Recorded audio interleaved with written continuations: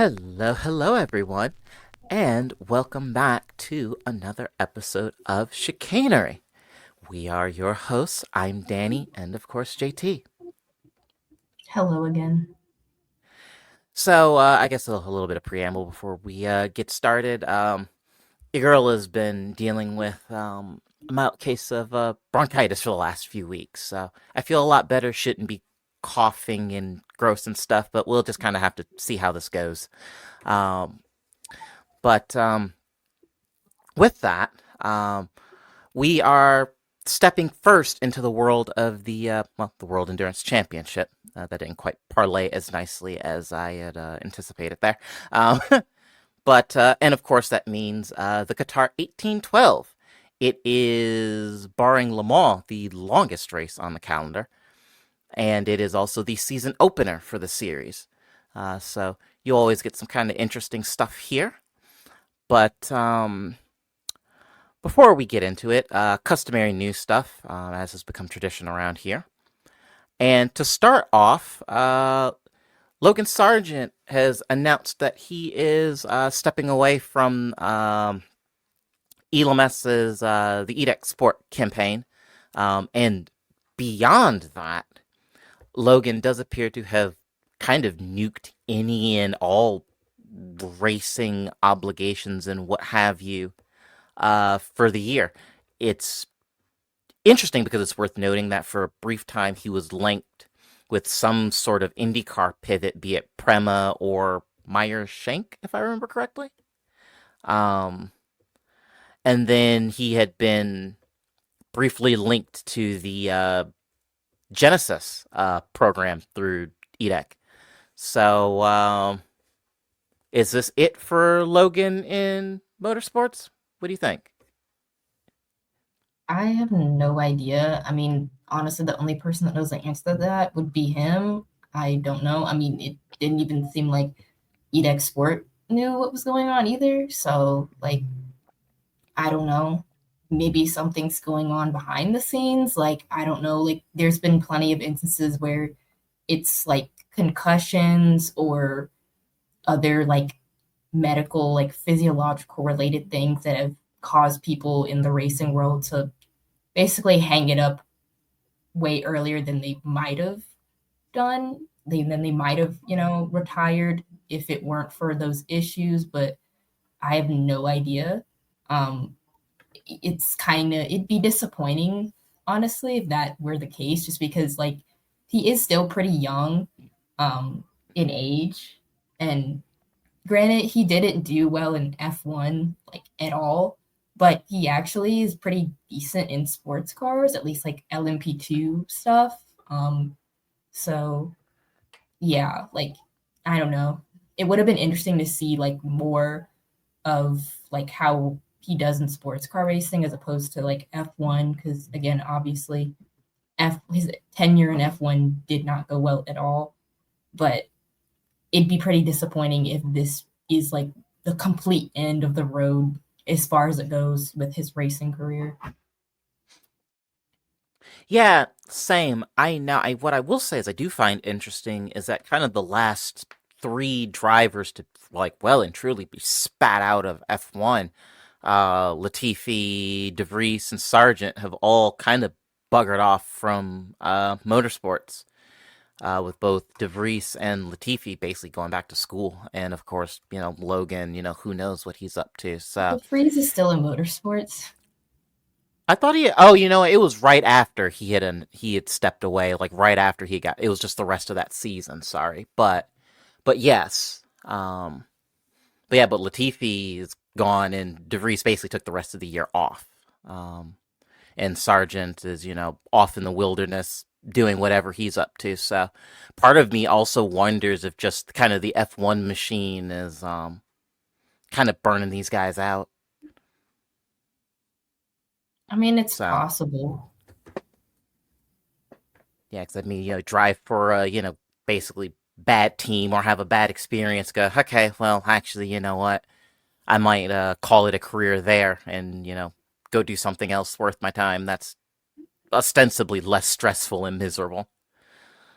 Certainly, it's what I would probably do. Even though I don't But know, like you could, I don't know if you could say that about like people like Felipe Nasser because he was in F1, and it didn't really go well for him either. But I mean, he's in sports car racing now and is thriving. and that is a fair point, and that's certainly the counterpoint. Now, my I guess kind of counterpoint to that is I'd have to go back and before I make a goober out of myself, have a quick look. But I seem to think that yeah, Nasser, this would have, I guess, been before like the big, long, kind of grueling seasons. Now, granted, just having a quick look at Nasser's sort of career trajectory, this would have been during the days of like massive amounts of testing, because this was before testing was restricted. But so I guess swings and roundabouts, as it were. So maybe when you talk about time in the car and relative difficulty, maybe it's all kind of much of a muchness. But certainly Nasser's day was before the days of the 20 plus race schedules. So that could maybe have something to do with it. Again, I'm pulling things out of my keister and kind of seeing what sticks. But I mean, yes, I don't believe Logan Sargent has made any sort of public statement about it either. Because I feel like, because I have a lot of people that follow me that I'm mutuals with that are very much Logan Sargent supporters, and I feel like they probably would have said something about it or they would have posted it or something. I feel like I would have seen it by now if he had put something out there. So who knows? yeah, I have no recollection of seeing any sort of official statement from him either. I seem to think it was Edek or somebody tied to Logan in a different venture that basically just said, yeah, Logan's gone. I That's what think I it might have seemed. been either EDEC themselves or the like European Le Mans socials might have put something out. I feel like it might have been this like European Le Mans, like they put something out through their socials, and that's how I found out. Yeah, I seem to think something of the sort as well. But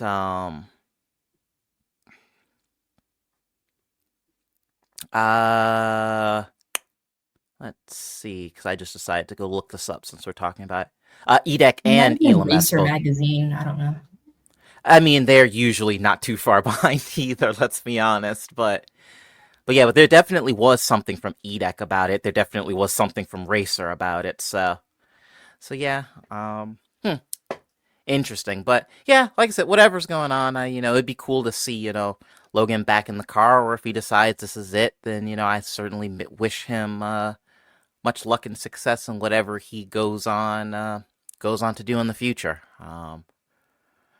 But with that, um, we talked about I feel like a couple recordings ago. I can never quite keep them straight in my head, but we talked a bit about the Valkyrie testing. We heard them testing at Daytona back at the end of last year, and was like, well, those are too fucking quiet. Then I can't remember where they were doing a private test, but we heard them uncorked and it was glorious. And as it turns out, they Aston Martin stuck with that for the Valkyries and are running these cars. I say uncorked. There are decibel limits, um, which was actually the talk of the GT cars, and the new decibel limit was the talk of actually much consternation amongst fans leading up to Qatar. But at any rate, yeah, there are some, but these cars are loud and they sound glorious. Um, I still think I'm Team Cadillac. I like the bass thumpy V8, but yeah, the Valkyries sound incredible.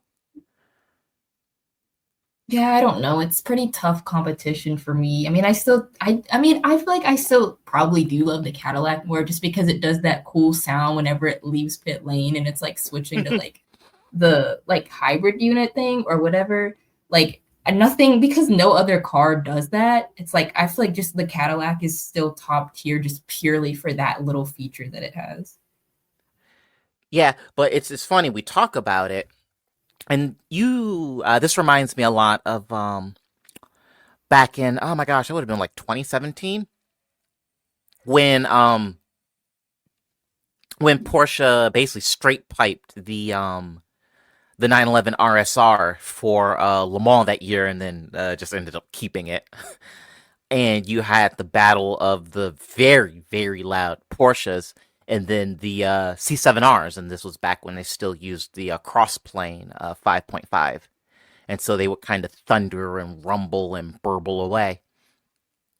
And it was, I mean, two very, very different noises, but you had, but they were, I mean, they were both just fabulous, and I still think that those two cars are probably two of the best, if not the two best sounding modern GT cars that we've ever had. Um, and so this reminds me kind of like a prototype version of that. So yeah, no, these cars sound absolutely incredible, and I love it. I love it so much. Um, so I'll be very, very interested to hear the Valkyries at Sebring. I think that's going to be a lot of fun, particularly some of the more walled-in sections of the circuit where the sound can kind of bounce around. I think it's going to be so fun.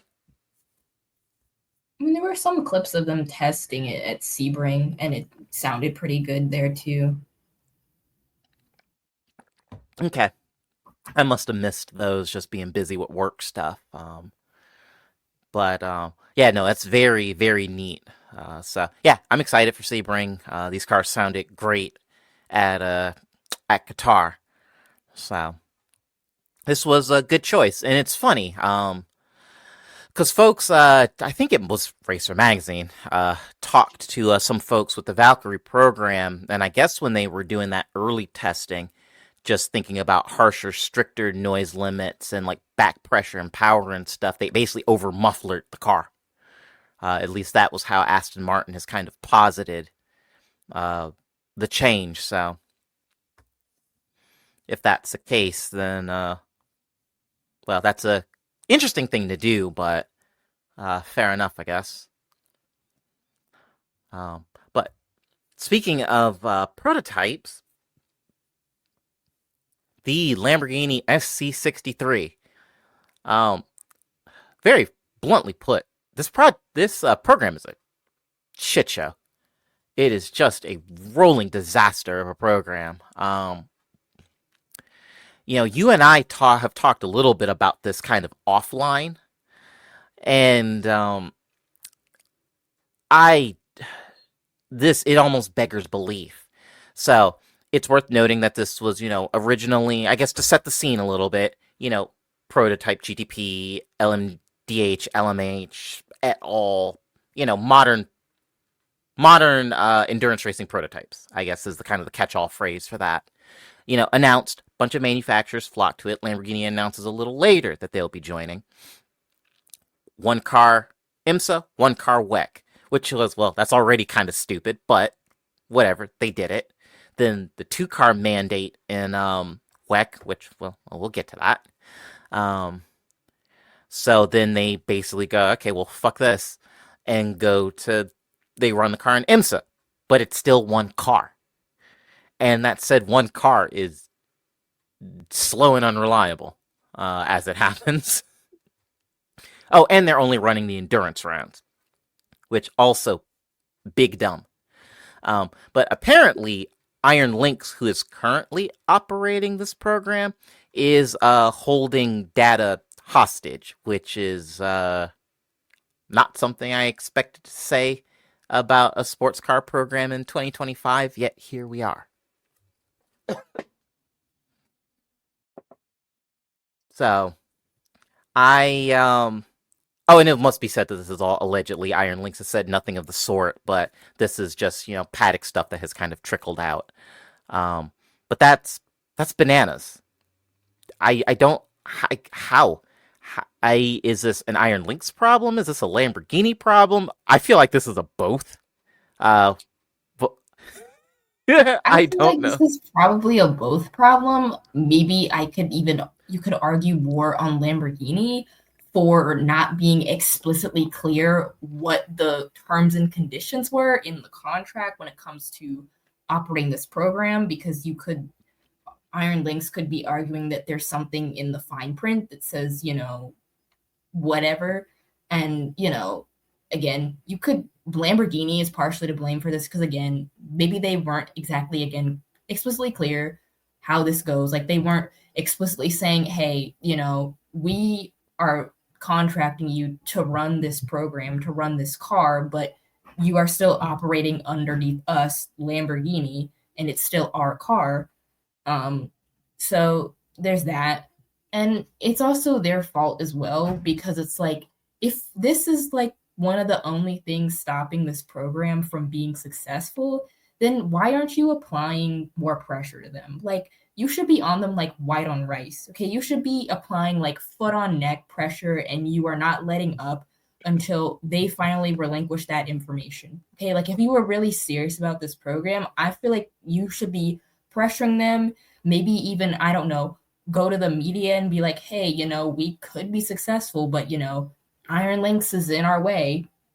They're the ones, holding back information and preventing us from being successful.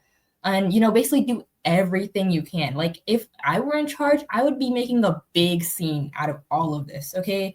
I'd be very dramatic, causing a scene. I'd be telling anybody and everybody who was willing to listen about this problem until, again, maybe finally something would give. Somebody over at Iron Lynx would get, embarrassed and decide, fuck it, fine, we'll give you the information. Or they would just get sick of hearing me say that, hey, you need to give the information up. Okay, like something. Because I don't know, like, you're pumping millions of dollars into this program just to, again, race weekend after race weekend, have nothing to show for it. So it's like, you might as well do something. Yeah, it's wild. And again, we talked about this a little bit offline after, I think it was after Daytona. But it's also wild that in all of the work and testing that Lamborghini did prior to this car going racing. I know that they've been paired up with Iron Lynx broadly for a lot of it, but it's just wild that it's like, you mean to tell me that you guys don't have anything internally that you guys can use? And that you all have basically completely ceded all of that to Iron Lynx? So I'm like, most of these manufacturers do at least some work on their own before the whoever is functionally operating the car gets embedded. So it's just very confusing just how poorly this program has been handled. Again, I understand. You mean, to be fair, it's all very Italian, but this reminds me of like 90s F1 Italian, not modern,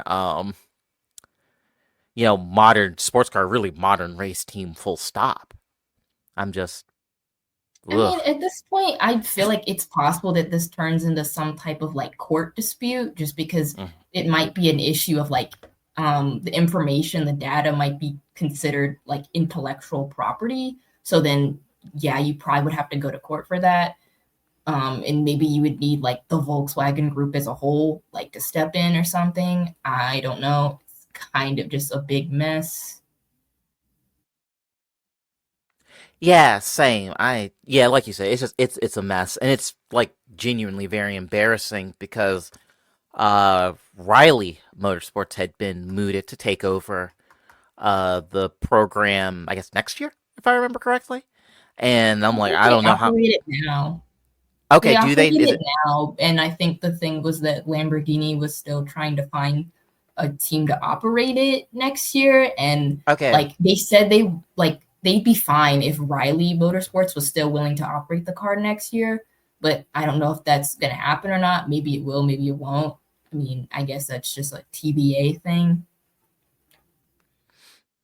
Yeah, that's distinctly possible. But yeah, it was one of those things. It's like I said, but Riley's gonna have a devil of a time if they just have fuck all from with fuck all in terms of data and information to kind of hit the ground running. If Iron Lynx is gonna just hold it all hostage, it's just that's wild to me.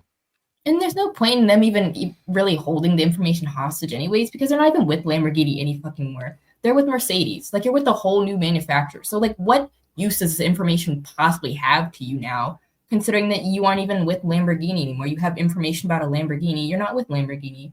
So who really cares? Just give the information up. The only way that them holding on to that information makes sense is if Mercedes is eyeing up a prototype entry. Now, granted, that is Is what is Lamborghini brought. really the type of people that you want to take notes from when it comes to a prototype program? Like, I mean, I Yeah, get it. Like, you're starting a prototype program and, you're starting from scratch. Mercedes, I mean, technically, I guess Mercedes wouldn't really be starting from scratch because they have ran a prototype program before, way back in the 90s when you had, what was it, the CLR that kept taking off at Le Mans on the hmm Mulsanne Straight. But obviously that was a different era at that time, so they wouldn't be starting completely from scratch. I mean, there are new regs. It's a new era. There's new regs and stuff like that.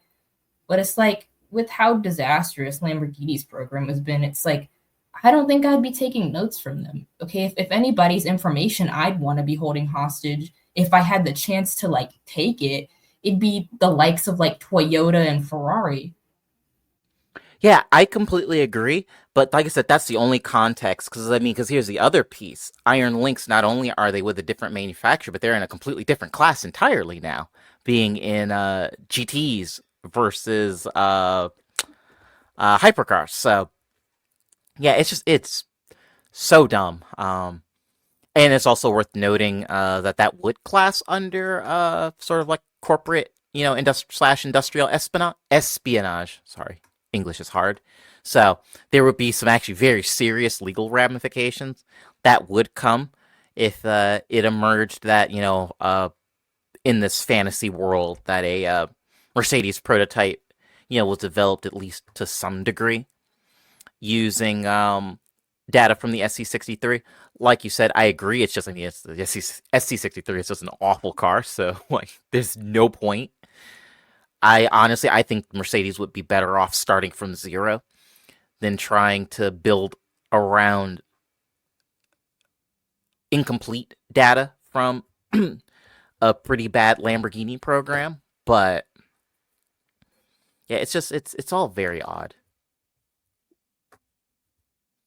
I mean, I But don't know. I'm expecting on my bingo board that is sometime in the next couple months it'll be like announced. It'll be on Twitter. I'll open Twitter one day and it'll be like, oh, Lamborghini's taking like Iron Links to court over this freaking like information. that would be very funny. And truth be told, I would wholly support it because, like, what a dumb way to destroy your reputation. But yeah, this is silly, and like I said, it almost feels like we need the Law and Order theme song playing in the background when we talk about this saga. If for no reason, then this feels honestly every bit as outlandish as Law and Order episodes feel at times. I mean, it'd be funny to see this happen, but at the same time, I don't think I actually want that just because like between like IndyCar and F1, I'm kind of tired of talking about legal disputes in racing. I can't do it anymore. Like I'm on the road to death. And I'm out of my depth because I don't really know shit about law at all. So like Yeah. I can't do it. Uh, that's actually a fair point and one that I had not considered, but but honestly, you're probably not because well, I mean, you and I talked about it amongst ourselves, just the off track bullshit that rung in the F1 season last year had me questioning my life choices because it was just the onslaught was endless. So yeah, I do understand. Um, and then the question is also, given that would be technical data. I mean, for like court depositions and what have you, of course, some of that is needed. But even if you go back and look at the court record from the various depositions, I wonder how much of that would end up being redacted anyway. It was one of those things where it almost probably wouldn't be worth it to try to parse that out because I had that issue with the stake lawsuit. Um, After their takeover of Sauber, so much of that stuff was redacted. It was like, okay, what the fuck is the point? Um, and ditto, actually, the class action lawsuit from Las Vegas. I still don't actually know what the results of that were because nothing with that was actually ever made public. At least not last I checked. Huh. I should probably check on that. But anyway, in more hypercar news, when we, this was the Bathurst episode, was what we did last. It was around that time or like right after that Ford announced a hypercar entry. You know, it's worth noting they had been initially linked with McLaren, but that didn't work and for a multitude of reasons.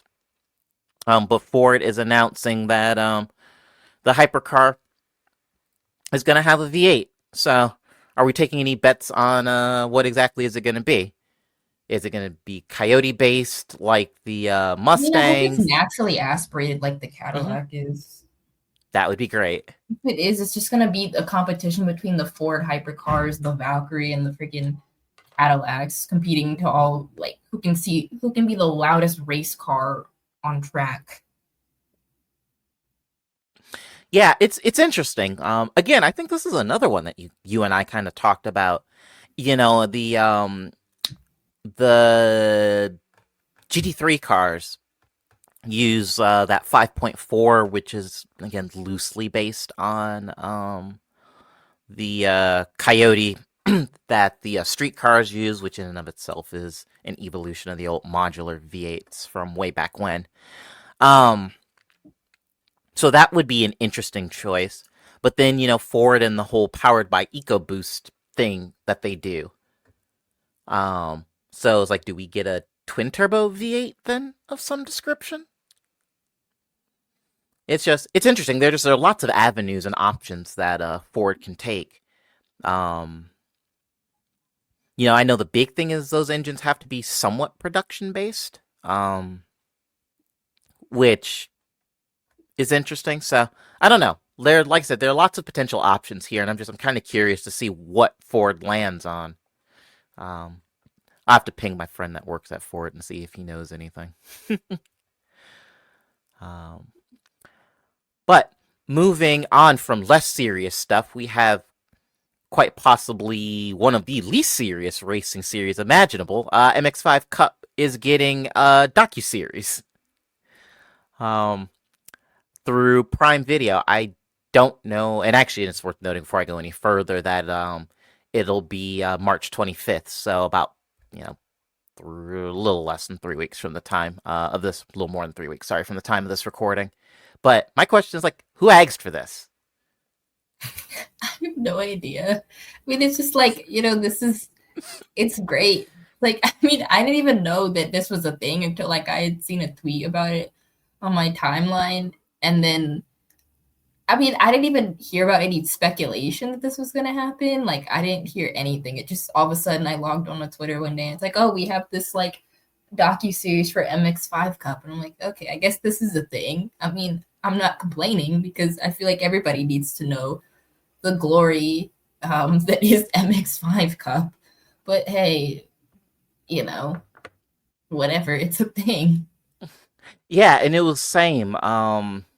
You're probably, if you've spent any time on motorsport socials, she's on Blue Sky now, Books and Burnouts, because she talks about the glories of MX5 Cup, and I mean she'll do it for basically as long as you let her, and so she was super hyped. That was how I learned about it, and I was just like, why?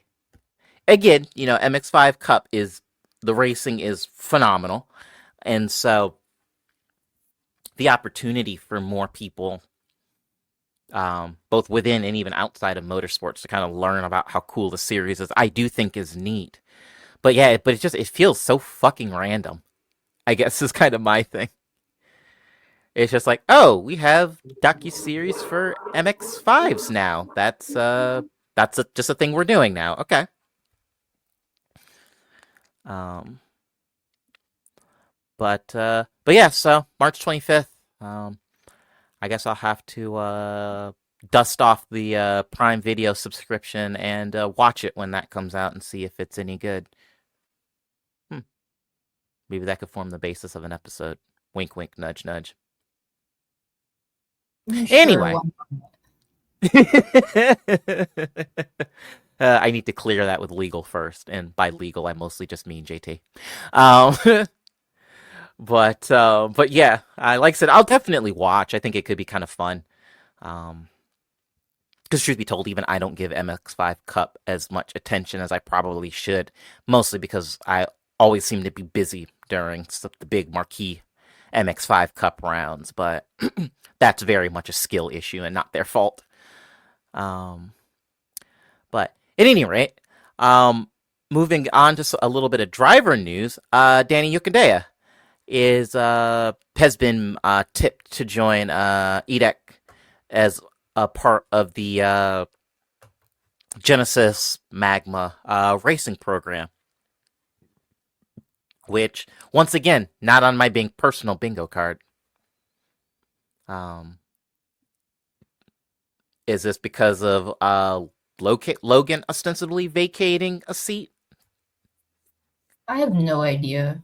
I mean, I don't know. It could. I mean, obviously, this probably means that like his tenure with Corvette is probably coming to an end. Like, Mm-hmm. I honestly probably like expect to see something like an announcement from him, like probably later on in the year that he's leaving Corvette. Um, but I have no idea. Like, it's just like, okay, this is a thing. This happened. Yeah, like I said, that's kind of how I feel about that. And yeah, that was the first thing that had popped in my head was, oh no, he's leaving Corvette. Um, he's yeah, he's granted kind of a recent addition to the Corvette racing driver pool, but still still fun to have him on. He's been quick and like cool and stuff. So it'll be a bummer to see him go, but you know, uh, factory hypercar drive is, well, that's a difficult thing to pass up. I totally get it. So I'm certainly not mad at him for taking the money and running. Granted, no clue what the pay for these guys is, but it's a cool opportunity. Um, but next on the list, Le Mans entry list, which is neat. So here's something that I didn't anticipate, and this was just something I thought was interesting because, of course, you've got is that the Heart of Racing is basically the functionally kind of the IMSA team is running the Aston Martins for Le Mans, which I didn't expect. Because I thought that Aston Martin was splitting into functionally two different teams for WEC and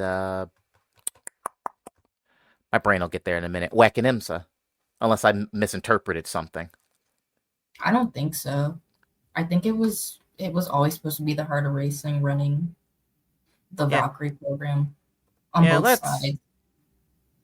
Because I know like some of let's the drivers are supposed to be doing like the double campaigns for both WEC and IMSA. which is crazy, but I mean, yeah, there's a lot of people doing that. It's uh-huh. like, hey, knock yourself out. Yeah, yeah. So because I'm googling this just to make sure I'm not a fucking idiot, which there's a good chance that I am. Let me have. Oh, yeah, I am a goober. Okay, well, there you go. But so never mind. But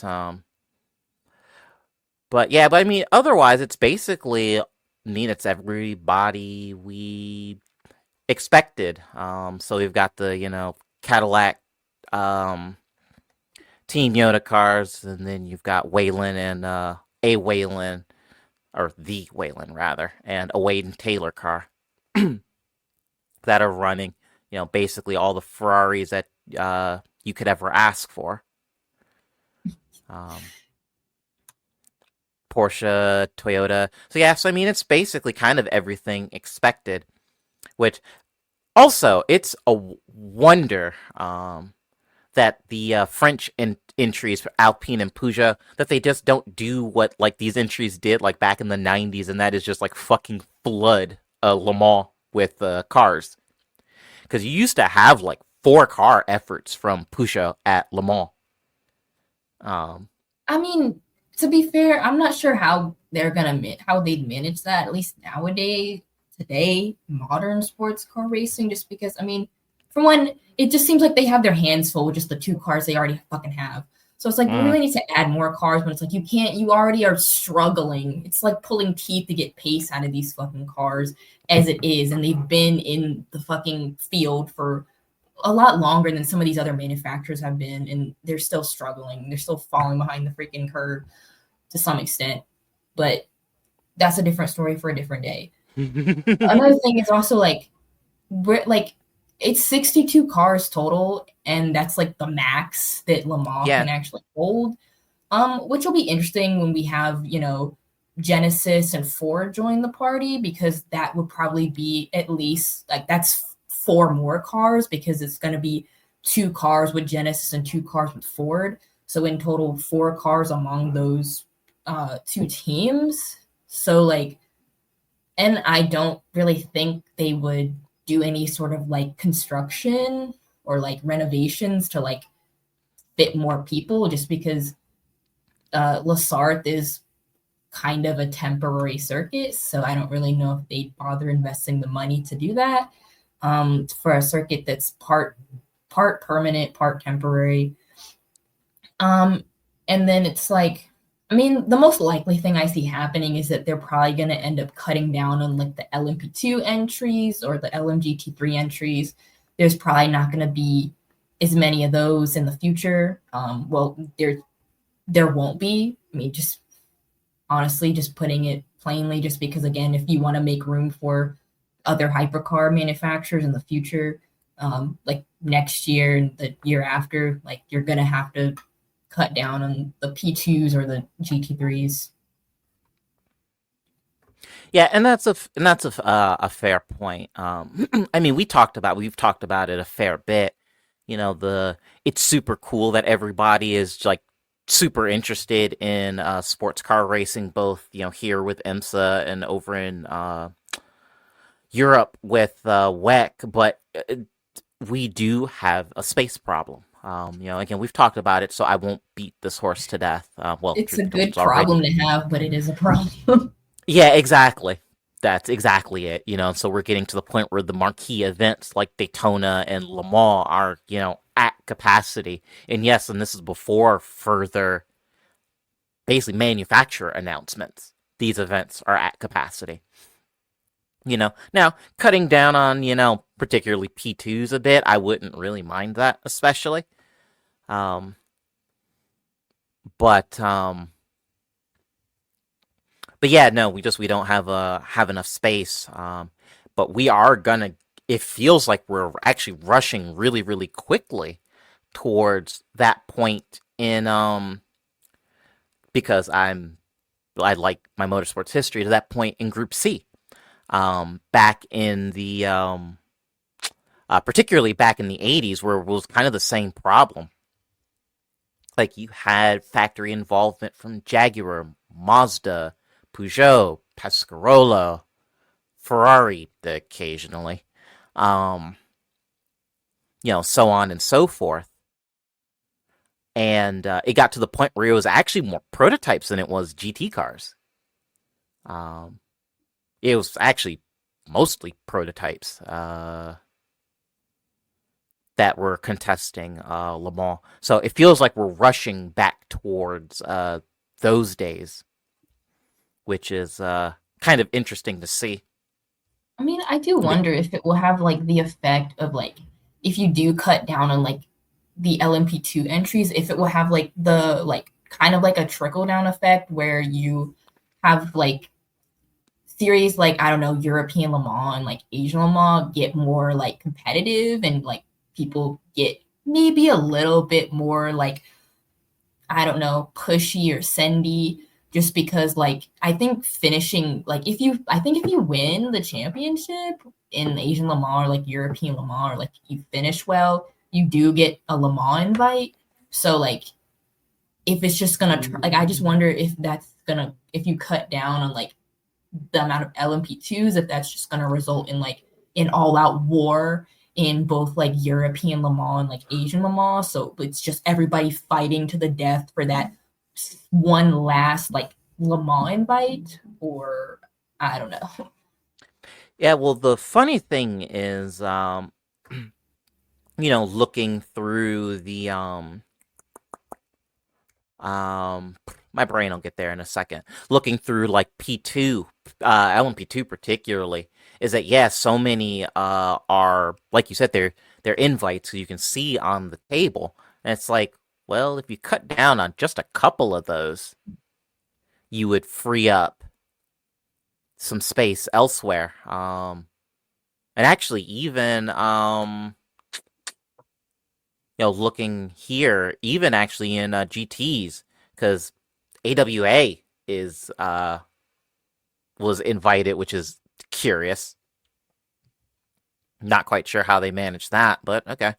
And then you've got like one invitational Iron Links, and then we've got Zigo Sport, which I am not familiar with those folks like at all, so I'll have to do a little bit of looking as to who those guys are, but it's just like, huh. But I'm like, yeah, just cutting down on some of that, frees up some space. Yeah, because they But currently have what like five of the LMP2 cars are invites. Like maybe instead of mm-hmm, having five invites, you're only doing like three. mm-hmm. Yeah, even like I said, just that right there would be enough to add basically another team to the prototype class, or hypercar class rather, because technically we have two prototypes. But yeah, so yeah, it's a curious one. Quite how how IMSA and WEC are gonna navigate unprecedented levels of interest. And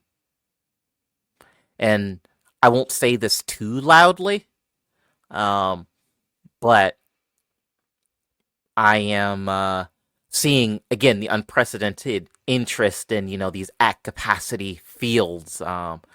My brain has that horrible feeling of kind of what goes up must come down. So Yeah, we'll like eventually like the like all of this interest stagnates and it just like crashes. I mean, of course it's gonna happen. yeah, I'm and I'm saying just like like everybody better enjoy this now because this is not gonna last. Okay, the golden era of sports car racing is among us, but it will not last.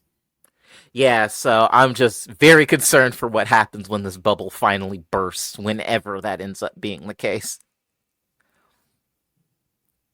But yeah, that's interesting.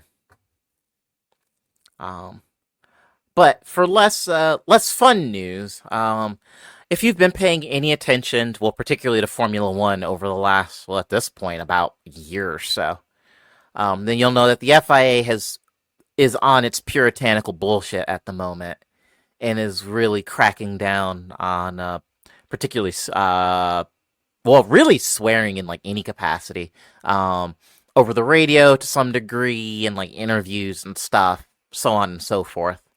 And it's basically everybody balked at it when this was announced, and it's only now that this is the first year of this being enforced, this is already becoming a massive problem. Um, now it's worth noting that WEC hasn't been affected by this yet. However, it feel like it's only a matter of time. But WRC has gotten whacked by this. Supercars, which asking Aussies to not have a foul mouth is, well, that's like asking a brick wall to not be hard. So there's that. Um, But like I said, but even WRC and then of course F1 with somebody getting hit with a suspended fine late last year, and I don't remember who. I feel like that was, Like it was Verstappen. I think it was. Um, I feel like it was either Verstappen or Leclerc, maybe both actually. But at any rate, but yeah, but basically anybody who runs in a races in an FIA sanctioned category is has to behave themselves. It's to the point where the rally drivers, WRC drivers, all made lengthy statements, basically going, "Okay, well, this is dumb." Um, as well as, like I said, the ceaseless hand wringing in F1, particularly. So I guess let's take the temperature of the room. Thoughts?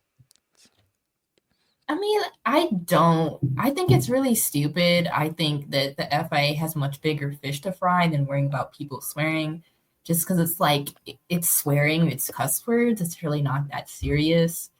Um, and plus, people get heated all the time and say things like it's not that serious. Plus, I feel like it's, your prerogative of like, as being a human being, since human beings are the only freaking species on this planet that actually has like verbal behavior, we actually are like the only ones that speak actual words. I feel like it's your evolutionary right as a human being to swear if you want to fucking swear.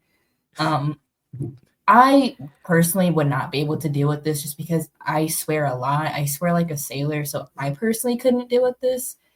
Um, and it's just like, I mean, at the same time, I am in no way a free speech absolutist. Okay, like I don't believe that everybody should be able to allow like I don't think anybody should just be able to allow to say like anything like like if somebody got on the freaking radio or was in an interview and started hurling slurs, okay, like I think, yeah, you should be penalized for that. There should be some type of punishment for something like that. Like if you were saying like derogatory, like discriminatory language, like, yeah, I don't think, people should be allowed to say that freely without facing any type of consequences.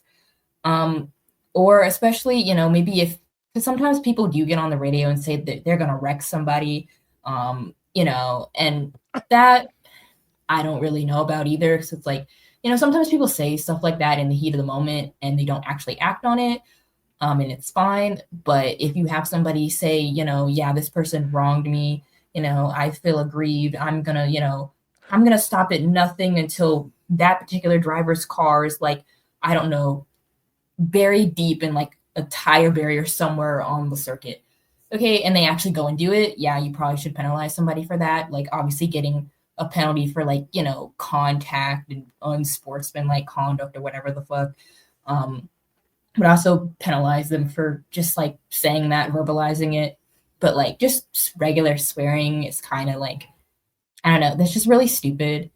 And it's like, I don't think the FIA should be allowed to tell people that they can or can't swear. Like, I just think that's stupid, in my opinion. Yeah, I do think it's just it's well, like I said before, it's just oddly puritanical, and like you said, there are much, much, much larger issues at play within the various um, sort of sectors of the FIA. Um, so to sit here and have this be the thing that gets sort of clamped down on is just like, don't you have better things to do? And and it's so funny that you mentioned slurs because when Max Verstappen dropped one against Lance Stroll, they didn't do anything. Um, so it's just that's why I think it's like, okay, the one time that you all probably should have done something in regards to language and conduct, you didn't. Um, so I do find it. I find it funny. Um, It's like, I mean, we're all adults here. Like, okay, people swear. Like, again, it's just not that serious. it's really not, and that's always kind of been my feeling about this. It's just why are we doing this? Like you're talking about, in the case of like F1 and stuff. To be fair, less in the feeder series, but you're broadly speaking talking about, a bunch of adults. Like, who who cares? It's like they're acting like this is like fucking, I don't know, like primary school. It's like, oh no, you have you can't swear. It's like, girl, like let's be real here. Like this is just not serious. Like you're basically telling a bunch again, you're basically telling a bunch of adults that they can't swear. And it's like, again, who cares? Like again, they're not kids. You don't need to tell them that they shouldn't swear. Like again, they're just words. But I mean, I I say, guess they think differently. yeah, and it's one of the things. Even thinking about it from like a broadcasting perspective, most broadcasts, like the regulatory bodies, do have provisions for like live events and what have you, where it's like okay, where you can't easily edit it. Because I mean, to be fair, with the radio transmissions, it's pretty easy. I know that they very clearly screen all of them and then censor them as they deem fit, but for like interviews and what have you. It's just kind of like, well, you can't really do anything about that. So like, whatever. And as So far it's as it not goes for the radio messages, okay, then stop fucking broadcasting them. Okay, like half the time when yeah. they broadcast radio messages in a lot of racing series and not just like F1 or like Rallycross, whatever, like you can't even fucking hear what they're saying. Most of the time, like the frequency, is so bad and it probably gets messed up and more like I don't know, like more messed up when like the broadcast is trying to like tune into it and listen to it. It probably disrupts like the waves, the radio waves, like when they do that as well. But it's like most of the time it's just it sounds like static. Okay. There's rarely ever been a radio message when I've heard it played on any racing series broadcast that I've actually been able to tell what's being said unless they add captions. And a lot of them don't add captions either. So it's like you kind of just, it sounds like it's Morse code and you have to dissect what's being said. So it's like, maybe just stop fucking broadcasting the messages then. Because technically, the messages, sure, maybe it gives us audience members some insight to what's being said between the driver and the team. But at the same time, the communication messages are for the driver and the team. Like, technically we don't really need to hear it because it's not relevant to us. I mean, you can just have the commentators say what's going on because, well, that's their fucking job. Their job is to commentate and tell you what's going on the track while you're watching it. You technically don't really need the radio messages. You have, again, if the commentators are doing their job, you kind of don't need that extra context. But it's like, I don't know, because F1 likes to sensationalize a lot of like their radio messages, which kind of leads to the problem of why they're like, well, you shouldn't swear. It's like, well, again, just stop broadcasting it. Yeah. Yeah, I mean, I don't need to beat this horse because plenty of people have, but we're watching very much the kind of gamification of F1, and we're kind of watching that in real time at the moment. Um, I honestly, somebody will probably come to my house and break my kneecaps for even saying this, but it wouldn't surprise me if we get like playoffs or some shit in F1 in like 5 years. Honestly, They're already in supercars, so I mean, well, that's it's not actually a even fair the point. I forgot gamification; it's about that. the NASCARification of racing series that aren't NASCAR. Yeah, I had actually completely forgotten about the playoff system in supercars. Oh, god damn it, that's so bad. Anyway, but yes, so it's just it's very silly, and yes, that absolutely is part of the problem. Is it's we everything is an inflection point. Everything is important, and we've gotten to the point where we've reached the point a long time ago where it's like, okay, well, nothing is, and this just feels like a new nadir, sort of in the FIA's kind of broader quest to functionally try to like conquer entertainment, but with cars, which also never works. So, but yes, very stupid. And I'll be glad when Ben Salam is. I'll be very happy when he's gone. Um, which which Susie Wolf has actually announced a bid to run against him for FIA presidency, so that could be kind of fun. But more after this message. By now, I'm sure you, our dear listeners, are all very familiar with Home Field Apparel. They're the purveyors of some excellent collegiate apparel. The boys over on the main pod always go nuts for their football and basketball drops. But Home Field is also a longtime supporter of this podcast. Last year, Home Field launched their first season of Speed with Hendrick, Little 500, Arrow McLaren, and Indy 500 collections, with the Indy 500 collection being a particular favorite of mine. Well, they're back for another year of Season of Speed with a new Hendrick Motorsports collection with neat Rainbow Warriors, Jeff Gordon, and City Chevrolet merch, and a 3-car collection devoted to Raising Hell and Praising Dale, both of which are already available. Now, with the obligatory joke out of the way, there's also a new Little 500 and Indianapolis Motor Speedway collection for all of those who celebrate the month of May.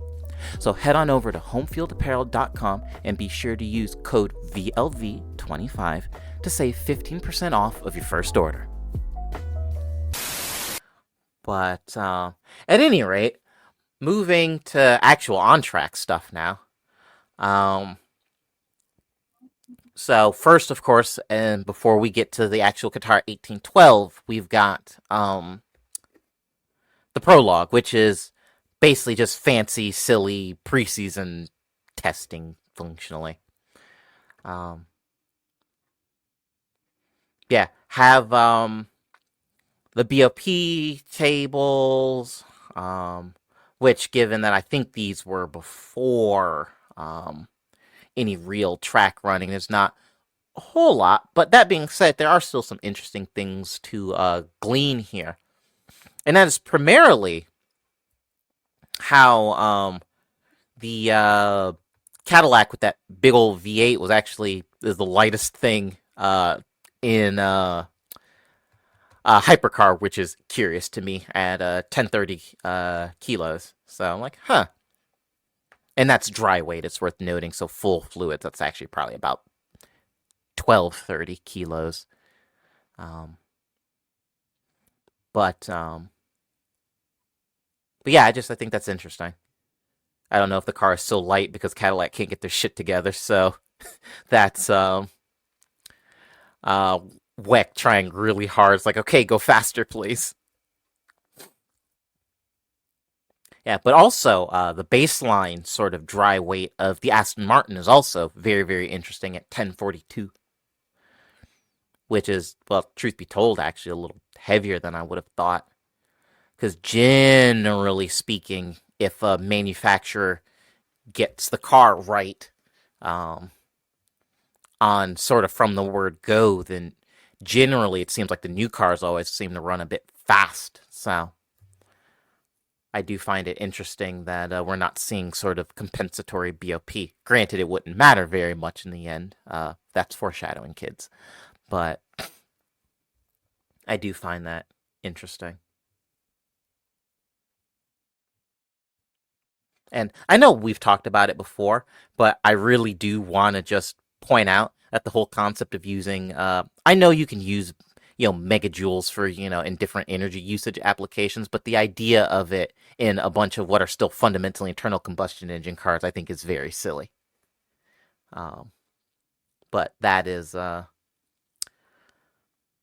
that's a thing for a different day.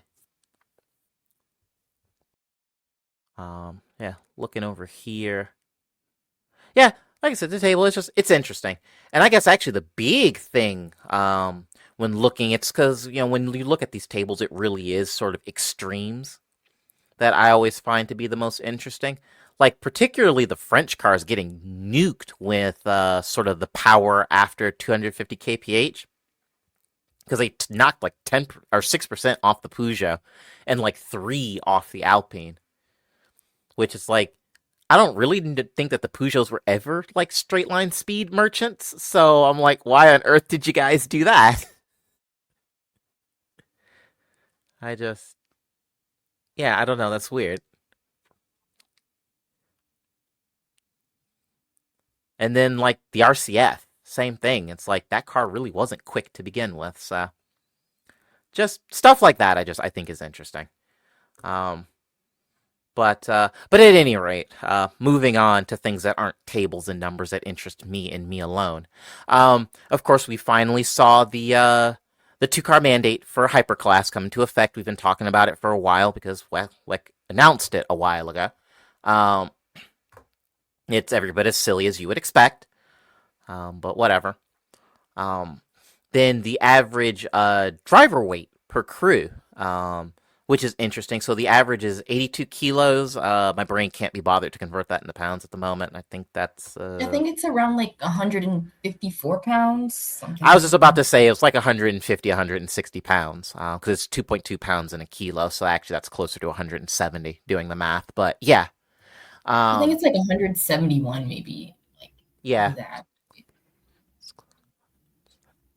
but um, But yeah, so it's average is 82 kilos, so we'll say 170 pounds for the sake of this discussion. And if over 82, then weight has to be removed. If under, then ballast has to be added. And we talked about sort of like weight and like driver weights in relation to cars and minimum weights in these classes. And credit where credit is due. I think this is a decent solution.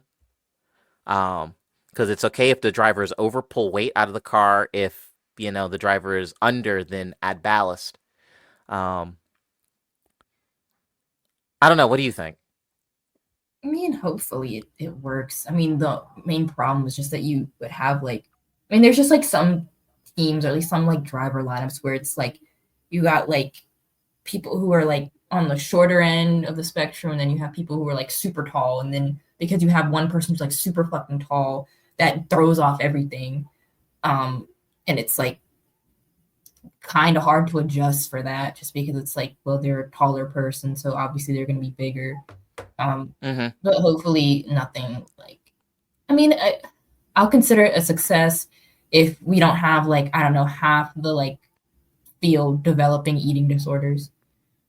Yeah, that's fair. Of course, this was only the first round of the season, so we don't really know how this is going to shake out. But at least on paper, this seems like certainly I can't think of a better solution to this. Well, actually, that's not true. Well, no, because given that all of the chassis are different, trying to enforce minimum car weight across the board, you can't really do that either when you have a McLaren and a Mustang sharing the same grid. Huh. Sports car racing is weird.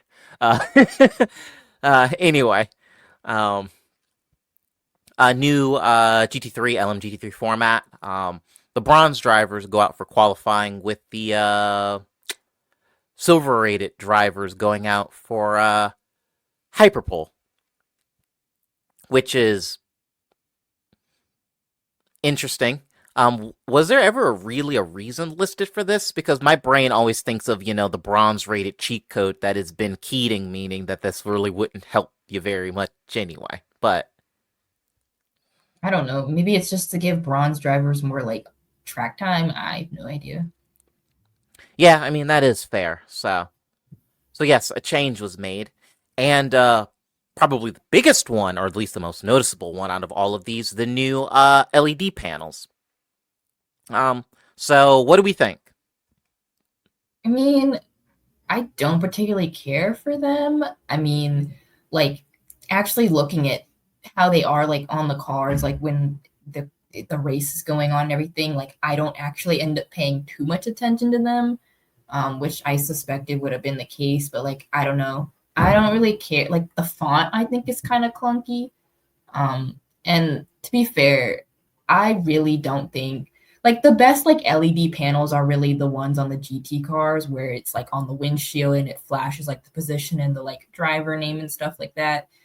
I think honestly that's like the best. Like I don't know. That's like the best LED panel that exists in racing currently, and I don't. It's really hard to get anything like better than that. But I don't know. Most people weren't really feeling them. I mean, again, I think again, the font doesn't look a little bit clunky with like how it says like nine. It's like I don't know. I think it would have been fine if it just said like 9 or something. I don't know. Yeah, I agree. I think the typeface is kind of gross, but I otherwise don't actually mind them particularly. Especially going back and watching some highlights before we sat down to record. Particularly the pit stops, I think is where they're probably, particularly for the hypercars, with I think is probably where they're most useful. Um, I, Because I think it does show like the energy level too. hmm yeah. So it's one of those things where I think the change was made in an attempt to try to show not only a wider array of information, but have that information be a little bit more detailed than what we had before. And to that end, I do think they were successful. Um, but then the question is given that most people who watch this stuff tend to watch with, live timing and scoring and uh, what have you, is it really still that necessary? It feels like they were attempting to answer a question that nobody really asked in the first place. You're trying to address a problem that wasn't ever a problem. Yeah, exactly. It's like, yeah, they did it, and I mean, does it work? Yeah. Do I think in certain instances and scenarios even that it's kind of neat? Yeah. But also, was I asking for this? No. So, yeah, I don't know. So for me, they're kind of a mixed bag. I don't hate them as much as the everybody else seems to. But that being said, I understand why people don't really care for these, and I do think, yeah, it's just like I said. I don't think it was necessary. Um, but that being said, perhaps with some time, this will mature a little bit and turn into something that at least the broad majority can tolerate, if nothing else. Um, but with that, moving on to actual prologue stuff. Um, Rather amusingly, and I kind of had the same thought when I saw the post on social media about it. One of the Mustangs caught fire. And yes, this is the third time that effectively a sort of desert environment circuit has seen a Mustang catch fire. Which, I don't know, that seems like a bad omen to me. But, hey ho. Um, I know I basically every time this happens, I ask, but was there ever a listed reason for why the Mustang turned itself into an impromptu barbecue? Don't know. It Yeah, just I didn't. Yeah, I didn't think so, but I figured it was worth an ask. Um, but a nice blend of sort of cars quickest in particularly in hypercar with the sessions because the AF Corsa Ferrari, the number 83, was fastest during session 1. The Hertz Team Yoda Cadillac was the number 12, was quickest in session 2. The number 6 Porsche Penske in 3, and then the number 20 BMW in session 4, which also bagged the fastest overall time across all of the sessions, followed by the Cadillac and the Ferrari. So, 4 sessions, 4 different cars. So, endurance racing does endurance racing things. Um, but it was a rather auspicious start for the Valkyries, which were at the bottom of the timesheets. Which maybe not super surprising in the grand scheme of things, but yeah, that's not great. Um, but then we'd move on to the 1812 proper, um, which saw a McLaren front row lockout of all things in LMGT3, which still doesn't really quite compute how that happened, but it did, I guess. Um, and then not only that, but both of the Akotis Lexuses made it to Hyperpole, um, which is all very, very confusing.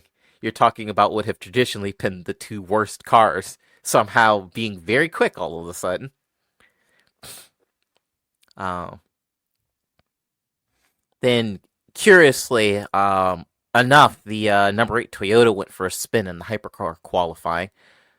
Both Porsches failed to make it to hyperpole. The Um, factory portion. the factory ones, rather, yes. Um, and then, but despite them not making it, both BMWs made it to hyperpole. This is a really fucking weird qualifying session. Um, and the number 15 BMW would go very quickly, but it just got beaten by the number 51 Ferrari. But still, a P2 on the road is a big step forward, considering the fact that the BMWs usually suck shit in qualifying. So that's an improvement. But yeah, what a weird fucking quali session. If that is like any indication of how this season is going to go, I'm not sure if I'm seeded or not. If I'm being honest, um, but I guess moving on to the race itself, the customary question of good race or not. I'll let you go first. I'm gonna say no. Like it was not good. Like if I were to rate this race from like a scale of 1 to 10, one being like the worst race I've ever seen, and 10 being like the best race I've ever seen, I would probably give it like a solid like 4 on that scale, just because like I mean, for one, it's just like it's Qatar, and I don't know about you, but Qatar to me just does not give season opener like at all. It just doesn't give that vibe. Um, and part of it was just like, I don't know, sure, you could say I'm mad because the ops did well. Okay, freaking Ferrari won, spoiler alert, in like a whole podium sweep. And they didn't really have anybody challenging them for that too much. It would have been better if, they at least had some competition and, folks actually made them, work for it a little bit. But they kind of just ran away with it and kind of just like stepped on everybody. Which is like fair play, I guess. But I don't know. It just was not that great, in my opinion. Yeah, so I actually missed the race live, and I know when we were, because I had sent you a DM on Instagram, basically going, "What the fuck went on here?" Um, I went on and found, I watched some highlights, but also I actually found a VOD and watched, kind of scrubbed through, and yeah, this was like goofy shit, then followed by periods of just kind of nothing.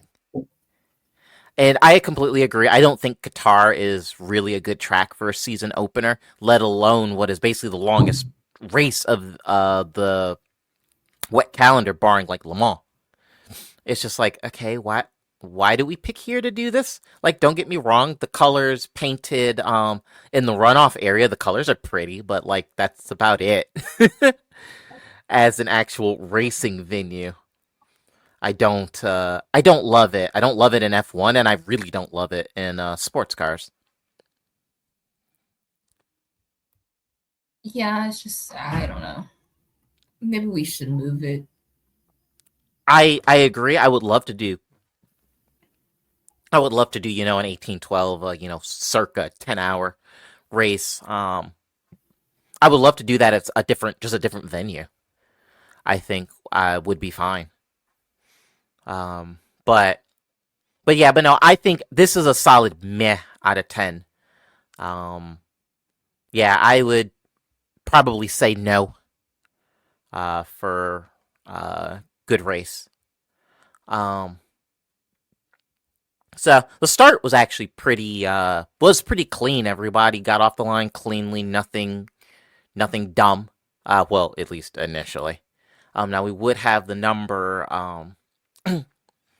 7 Toyota would go for a spin a little bit later, which I seem to think that that was just a spin. I can't remember who was in the car at that point, but I seem to think that that was just a spin on his own. If I remember correctly, there was no, he didn't get any help. Yeah, I think it was. It was just a self spin. Yeah, but we would get some more a little bit later. One of the RCFs would make contact with the one of the GT3 Ferraris, the of course, a car, and both went for a spin, which was weird because like the Lexus basically punted the Ferrari, and Yeah, then the then the Lexus went for a spin itself. I'm like, what?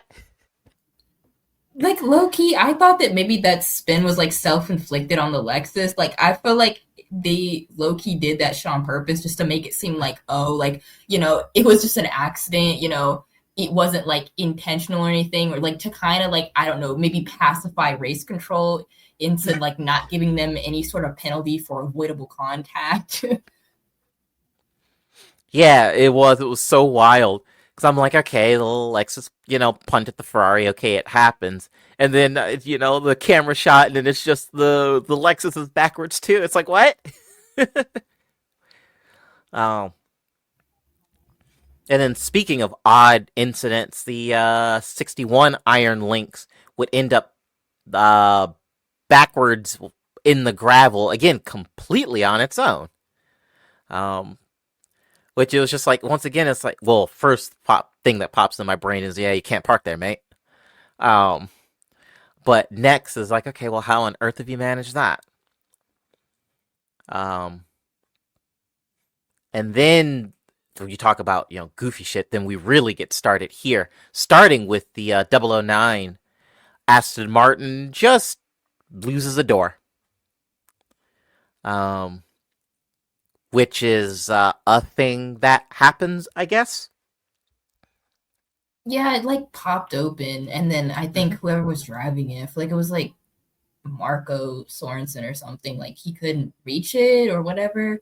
And then like it eventually just flew off the car completely, which it looked kind of crazy. Cause I'm like, imagine getting struck by that door at such a high speed it flew off with. Cause I mean, like he was still driving around at pretty high speed with the door flying open and it like flying off the hinges eventually. It's like, I mean, I luckily it didn't hit anybody, it didn't hit anybody else's car or nothing.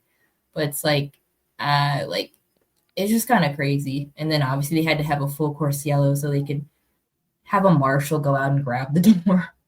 Uh huh.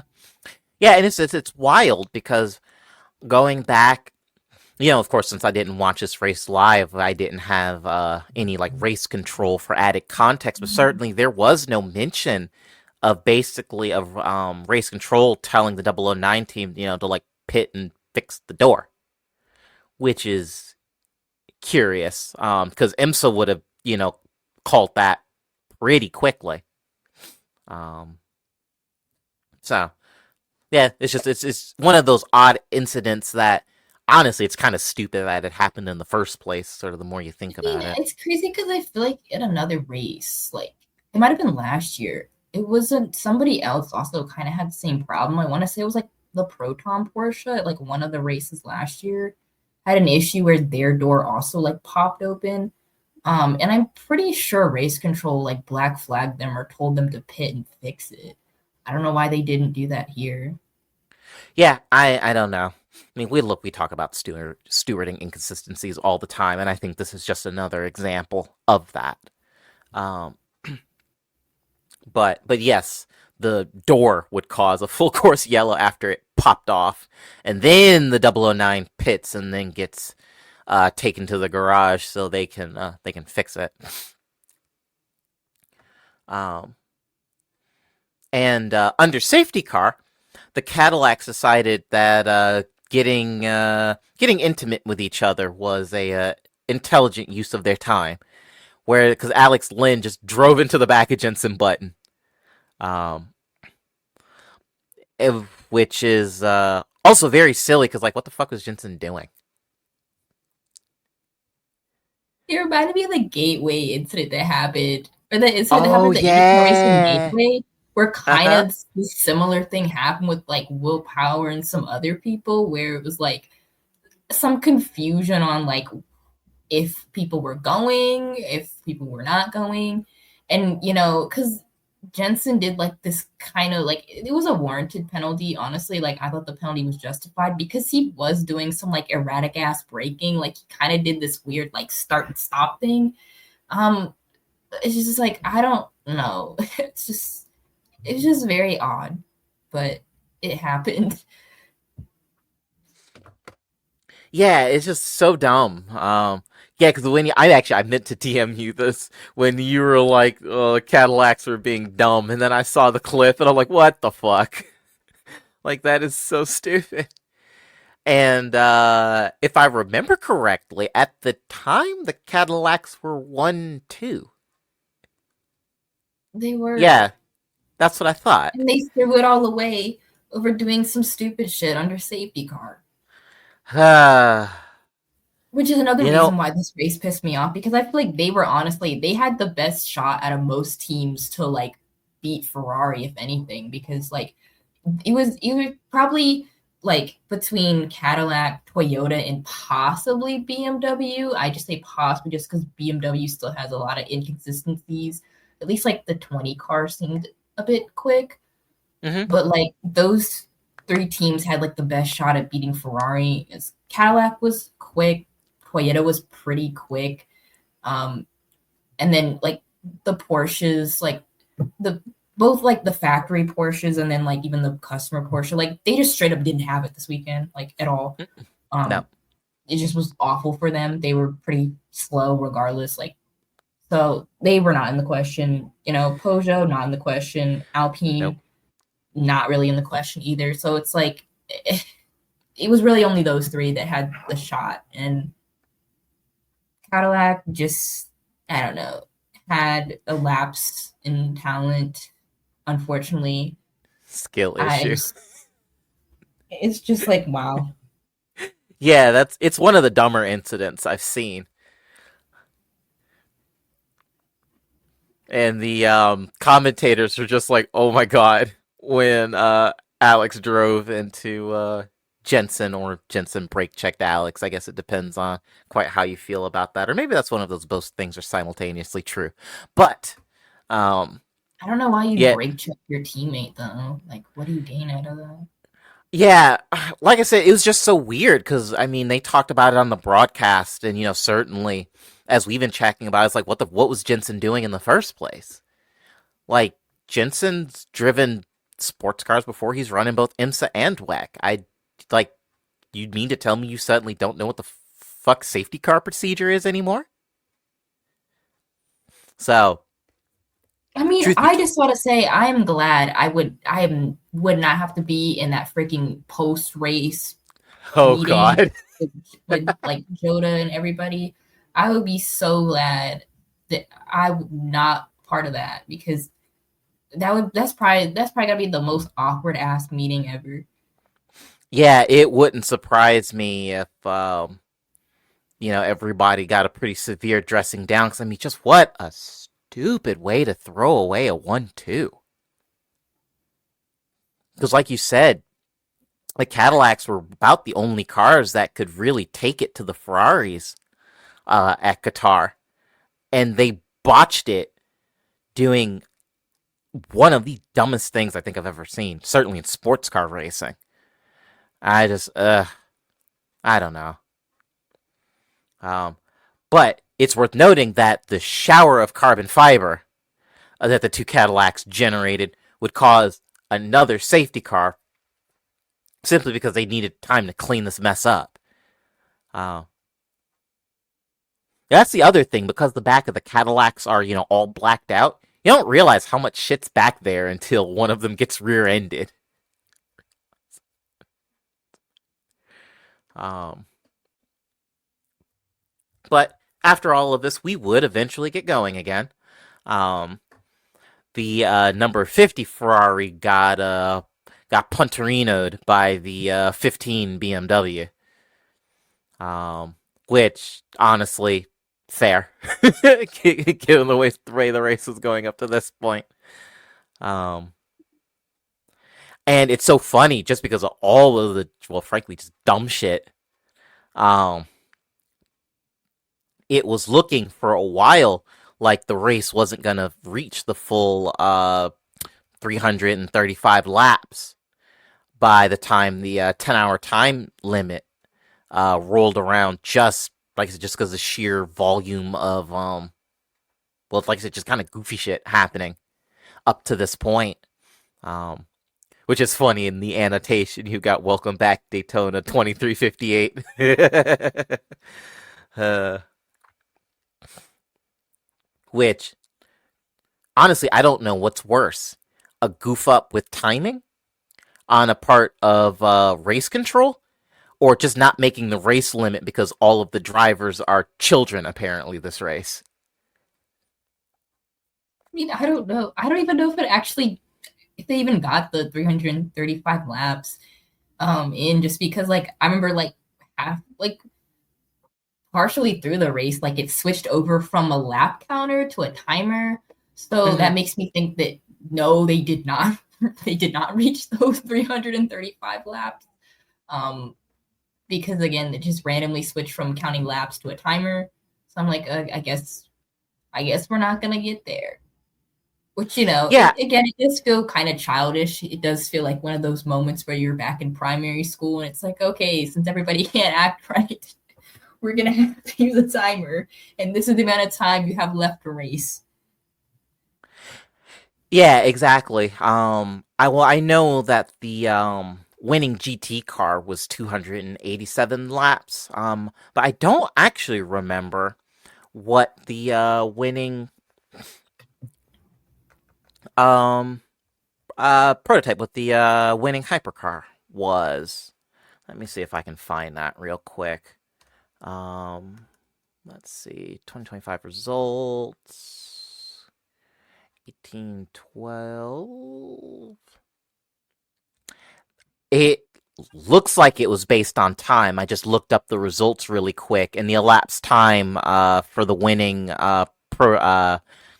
hypercar, the number 50 Ferrari, was 10 hours and 1 minute. So yeah, I think this was time based.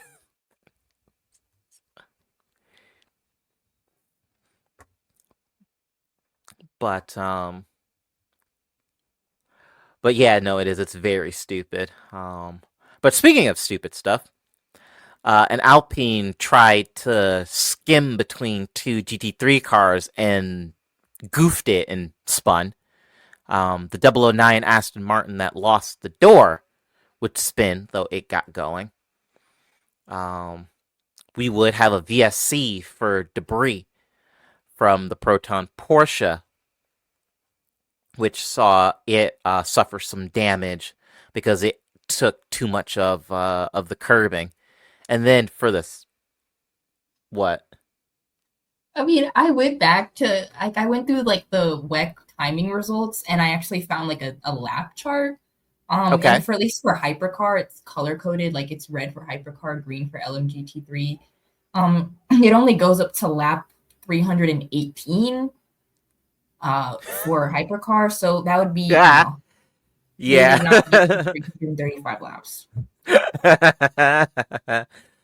Oh, incredible. Oh, that's brilliant work, guys. They got close for whatever it's worth.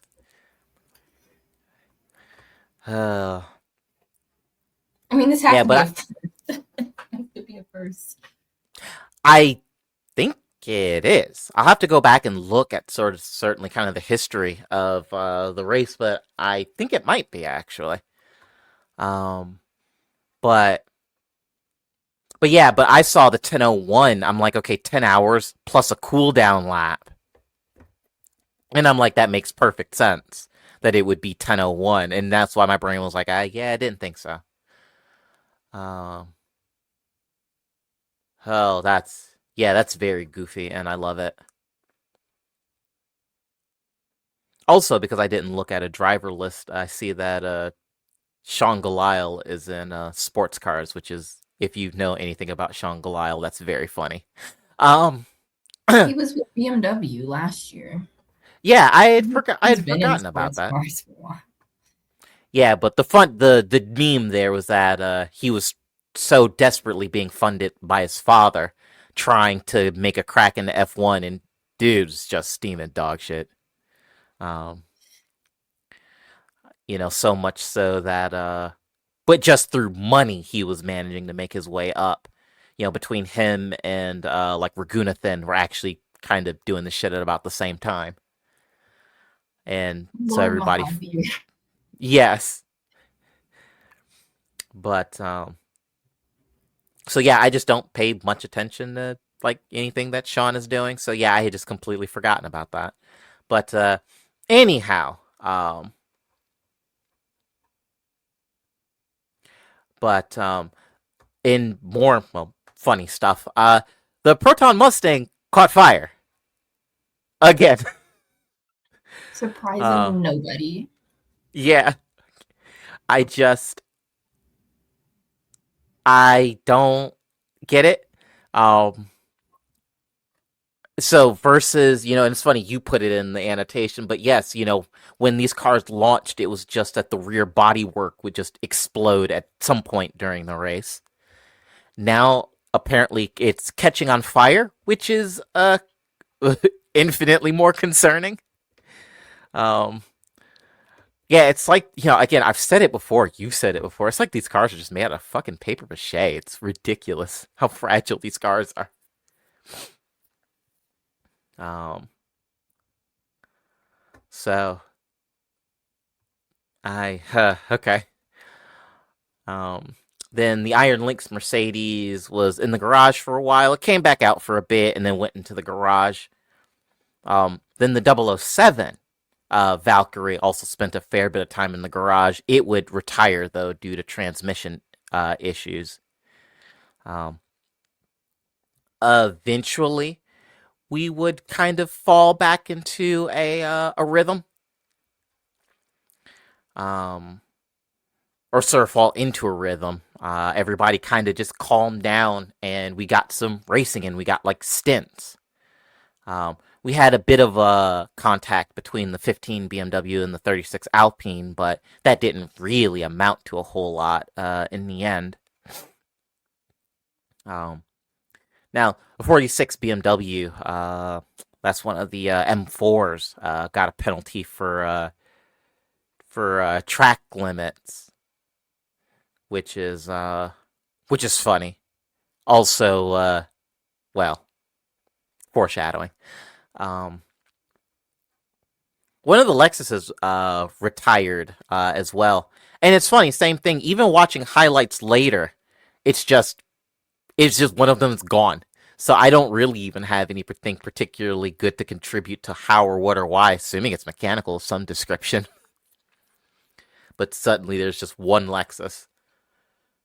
I mean, I Um, expected it. It's like, yeah, they were quick, but I just, it was inevitable. One of them was gonna break. well, I was just about to say, yeah, those cars are. I don't get it. The Lexus are pretty solid in IMSA, but they just break all the time in WEC, and I don't really understand what a Codis is doing that Vassar Sullivan isn't, or potentially vice versa. That has means that the Akotis Lexus are just the same thing. They're just, it's like I said, they're made out of paper mache. It's very strange. Um, but we would have a little further down the hypercar order, we would have a scrap between the number 94 rather, Peugeot, which 94 Peugeot in 10th, okay, that kind of makes sense. But the number 5 Porsche Penske, um, which is just like, what are you doing here? And so there was a little bit of contact. Um, and it's funny. There was somebody posted a meme about if only France had done this with the Maginot Line in 1940, which I fucking cackled when I saw that because I like a good history joke. And well, one of the biggest jokes in history was that the Maginot Line was impenetrable, which it very much was not. But so yeah, that would be kind of a fun scrap The 009 Aston Martin was a stop-go penalty. I didn't catch what that was for, by the way. I don't know if you did.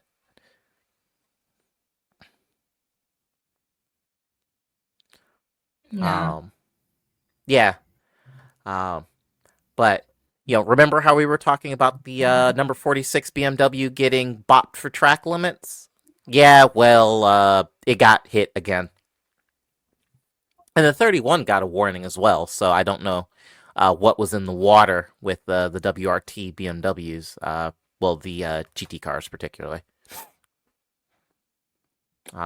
Then the remaining Lexus got black flagged for a technical infringement, which is amusing. Um, and then the 46 got another penalty for track limits. I think somebody needs to sit Rossi and Vanderlyn down about how track limits are a thing that exists. I realize that Qatar is wide open compared to Bathurst, so you have more space to move. I understand that. But just because there's pavement over there doesn't mean you go over there.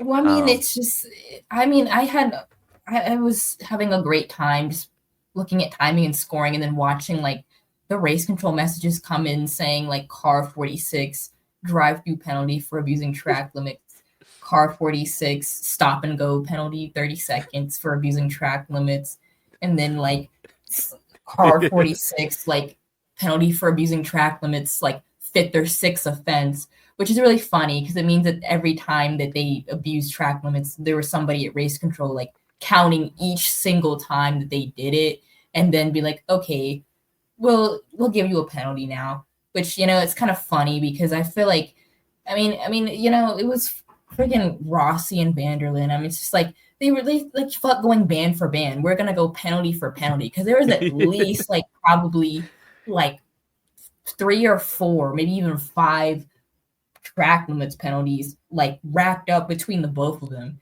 It's like clearly when y'all were kids, y'all probably scribbled all out. Y'all did not color in the lines when y'all were kids. I just know it. oh, absolutely not. But yeah, but it's so wild to watch them run an absolute masterclass at Bathurst and then do this. It's just like, huh, wow, okay. Um, I mean, it's but funny this, because the last one happened and it was like there was only like 15 minutes left in the race. And it's like, I don't know if this is just like nobody cares anymore or like, I don't know. Like, it's just like, is it apathy? Is it just like whatever? Like, is it just like the racing driver mindset that it's like, even though it's pavement, even though it's not the track, like I feel like I should still be able to drive there. And if you don't want me driving there, then, you shouldn't pave it, which is like, there is some truth to that. Like the only surefire way to get people to not abuse track limits is if you put grass or gravel, which is way more aversive than giving people penalties because you go in the grass, you're gonna have a slower lap time. And then that fixes the problem. It's self-correcting, but whatever. yeah, I mean, no, like I said, you're right. There absolutely is something. It's like the issue with like Paul Ricard back when the French Grand Prix was a thing, and the Red Bull Ring. Um, yeah, Oh it's my it's the god, the same. Red Bull.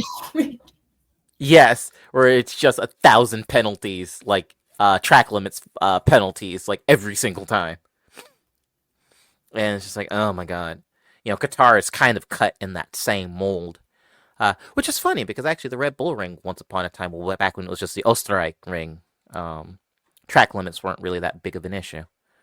Um, but at any rate, um, part of why my brain is wandering off to other things is because, well, truth be told, this race finished in just about the most dull way possible. Um, it was once everybody kind of settled down, the running orders kind of shook themselves out, and it was a Ferrari sweep. You had the 50 in first place, the 83 in second, and then the 51 in third. Um, Now you had some kind of pit strategy fighting between the 50 and the 83 for who was going to take overall victory. It seemed like the 83 had the ultimate pace, but tire management was the undoing of that car. And so, Yeah, we would get a Ferrari sweep. But then the number 33 Corvette kind of worked its way forward because that car did not qualify particularly well. I seem to think it was like P7 or something. I'd have to go back and look, but it qualified not well, and it worked its way forward. Some of that is that car had been Keating, who is again bronze driver cheat code, and then some of that is the fact that Danny Ukadea is probably one of the best qualifiers, or one of the best defense rather, in WEC, or really sports car racing full stop at the moment. Let's see. Yeah, P7 it looks like. So, but it won. So I guess it's reflection time. Um, I guess we'll start with the positives. So good, surprising, or good teams and drivers. Who are your picks for this for Qatar? I'd say more like teams that were surprising. Like I think BMW kind of had a solid race, or like they at least showed like a decent amount of improvement um, since like last season. Like at least both cars made it to hyperpole because like a lot of times last year the case was either only one car make it to hyperpole or both cars missed hyperpole or something like that. Um, but I think it was a step in the right direction for BMW. I'm glad to see maybe things are starting to look up.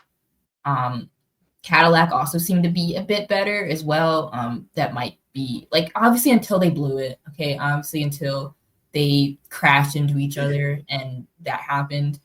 Um, but they were pretty quick.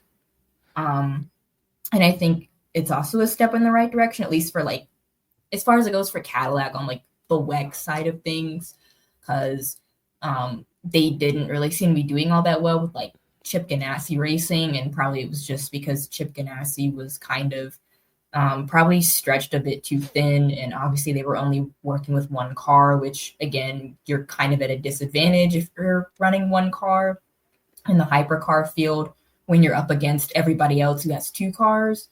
But it looks like Cadillac should be able to do much better now that they're with Jota. Um, Hoping barring they don't do anything stupid like they did this race, but hopefully it should be moving in the right direction. The McLarens were kind of surprising as well, just because like they were quick. Same with the Lexus, they were pretty quick. I mean, until one car broke, but the other car, like, I mean, the fact that they were able to make it to hyperpole was like that's shocking. And they've historically been pretty slow, but maybe it'll be good for them this season. I don't know. Yeah, so certainly for me, surprisingly good. Yeah, definitely BMW and Cadillac in hypercar. Yeah, because both of those teams, for varying different reasons, have struggled a bit, and so to have both cars, both teams again until Cadillac just completely threw it away. It's encouraging signs from both. Um, so that was super neat to see. As far as the GTs go, definitely interesting to see Akotis show some glimpses of pace. And definitely, pleasant surprise is that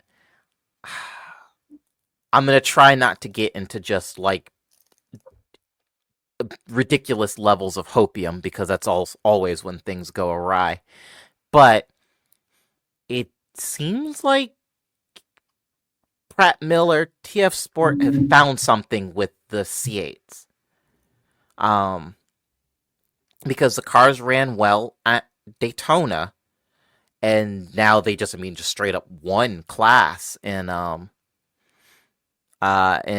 and LMGT3. So I think they found the window for these cars finally, which is encouraging. And so I'm wondering when the watershed moment in IMSA is going to happen and that the chassis finally scores a win. But that does again, that fills me with hope. I'm trying to be cautious and realistic, but there's that part in my brain that's like, "Yay, these cars are fast. Let's go." But it seems a bit premature for that. Um, and now to pivot, I guess. Well, struggle bus.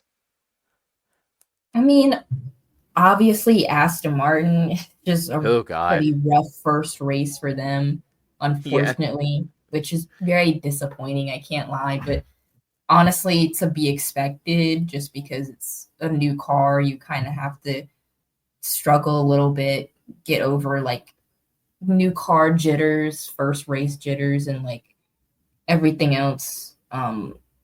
I mean, I'm already probably not expecting the cars to make it all the way through Le Mans. I feel like that's going to be pretty rough for them as well. I mean, it'd be a win if one car makes it the entire 24 hours. I do not believe both cars will make it because both cars didn't even make it 10 hours for this race. Um, Hopefully, like Imola will go a little bit better. I don't know, but that was unfortunately they kind of just lost at sea right now. Porsche was kind of on the struggle bus, at least in the factory. The factory Porsches in hypercar were really struggling. Um, they were kind of running like mid pack the whole race, which I don't know if it was like BOP or what, but they were they were struggling. yeah. So certainly, yeah. Aston Martin for first run out. Yeah, this was. I mean, granted, this was the first race, but yeah, this is bad. There's just no way, two ways to put it. The cars on raw pace aren't particularly quick, and then both of them had some sort of reliability slash mechanical issue that sidelined them for significant portions of this race, and it's just rough. It's just really really bad. Um, yeah, definitely. I'm surprised that the factory Porsche team is not doing well. I mean, to be fair, maybe we should have seen this coming. Because the banana boat Porsche at Daytona was in a lot of instances as quick, if not quicker, than the factory Porsche Penske team in IMSA. So maybe maybe that has something I to do with it. Maybe there's some sort of commonality there. You know. I don't know. And then I would also say like Iron Links with like the Mercedes, they kind of had a pretty rough race as well. The Hmm. 61 car ended up in the gravel pretty early on, and then the 60 spent some significant time in the garage and then came back out of the garage, and then I think might have gone back in the garage. Um, I think maybe one of them retired. I don't know, but they had a pretty, as far as it goes for Iron Lynx and their first race with their new manufacturer Mercedes, pretty rough. Yeah, agreed. Um, Yep, I completely agree. So yeah, that's yeah another rough one. So we'll see. And I understand new chassis and new stuff for them. Um, but I would think, given how old the AMG GT3 is at this point, I'm surprised that anybody would adopt these cars and struggle quite as badly as they did. If I'm being perfectly honest. Um, I don't know. Maybe I'm expecting too much. That is distinctly possible. But yeah, but just a curiosity, I guess, if nothing else. And then I guess to kind of close us out, any expectations for the rest of the season, kind of based on this? I mean, I don't really know. I'm really hoping that this is a good season for BMW for both sides, like WEC and IMSA. I'm hoping things finally start looking up for them. Um, I don't really know if I actually know what to expect for the rest of this season, just because Qatar is just so like weird. Like I don't really know what to expect. Yeah, that's fair. I figure for me, definitely, I think BMW, I think it's finally unlocked something in these cars. I know we've said this before, but I really do feel like it's legitimate this time. I think just the increased resources for the Cadillac program, I think, is really helped them. They'll just need to sit their drivers down about not doing dumb shit, but I think that they've got some pace. Again, ditto. I think Corvette has finally found a workable window for these cars. Um, and I guess for everybody else, it's gonna. I guess the big question for me is if the Valkyrie program is gonna become another dud of a program. It would break my heart if that were the case. These cars, if for no other reason, these cars sound extraordinary. Um, I want them to do well, but there are a surprising amount of runts in the WEC hypercar litter. Because Peugeot, well, frankly, they're still ass, which just drives me nuts because I like that car a lot because of the unconventional aero philosophy. Well, initially. Alpine, well, just it does mechachrome things and blows up half the time, so there's that. Um, and now Porsche Penske seems to be on the struggle bus, and Aston Martin is not doing super well. Though to be fair, this is their first outing, so. But I'm just surprised at the amount of teams programs that just kind of suck. If I'm being perfectly I honest. mean, I feel like it was kind of like expected just because it's like, I mean, okay, you have a dozen eggs, like some of them it's possible they're going to be broken or rotten, or like if you have a basket of apples, some of them are going to be bad, like anything else. And then also, I don't know, the whole like issue of having like the like grid space at max capacity honestly might the problem might end up solving itself just based off of like manufacturers just deciding to drop out of the stuff and completely scrap their programs altogether if they're not able to like find any sort of success with the program. So like I don't know, not to be like a Debbie Downer or anything.